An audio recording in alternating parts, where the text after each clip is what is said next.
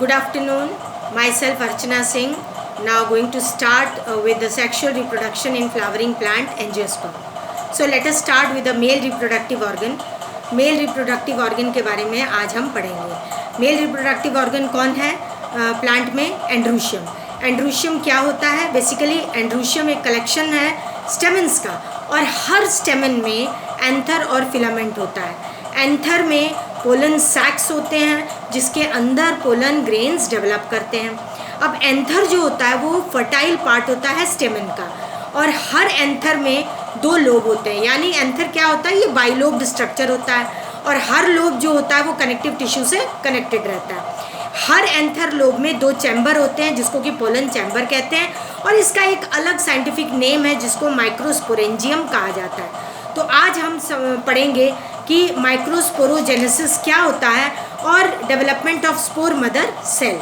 Development of spore mother cell को हम बोलते हैं माइक्रोस्पोरोजेनेसिस, और ये अलग अलग स्टेप में होता है. सबसे पहला स्टेप है कि few microspore mother cell disintegrate and are absorbed by remaining spore mother cell. दूसरा पार्ट है the microspore mother cell divide meiotically to form microspore. तीसरा पार्ट है डिवीजन जो होता है वो 2 तरह का होता है. एक सक्सेसिव टाइप का होता है और एक साइमल्टेनियस टाइप होता है, यानी एक के बाद एक होना सक्सेसिव टाइप, और साइमल्टेनियस एक साथ होना. तो in the successive type each nuclear division is followed by wall formation, and contrary to this simultaneous type, the division occurs centripetally, dividing the cell into 4 parts. This is called tetrahedral tetrad, यानी 4 भागों में divide करना. The successive type of cell division is met within the monocotyledonous plant, जबकि simultaneous type जो होता है वो dicotyledonous plant में होता है.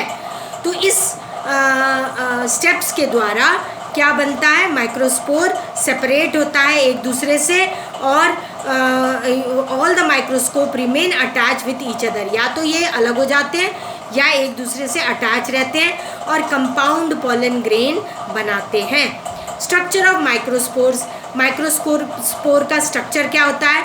Each microspore possess 1 centrally located nucleus, यानी इसमें एक बीच में एक न्यूक्लियस होता है और उसके चारों तरफ साइटोप्लाज्म होता है. अब ये 2 इनके डिस्टिंक्ट वॉल रहते हैं. एक आउटर है एक्साइन वॉल और दूसरा है इंटाइन वॉल, यानी बाहरी परत को हम एक्साइन बोलते हैं और भीतरी परत को हम इंटाइन बोलते हैं. एट 2 और 3 point exine is not complete and इसको बोलते हैं जर्मपोर, यानी जहाँ से ये ग्रो करता है. Through which pollen tube comes out before the discharge of microspore from the microsporangium. The nucleus of each microspore divides to form 2 nuclei.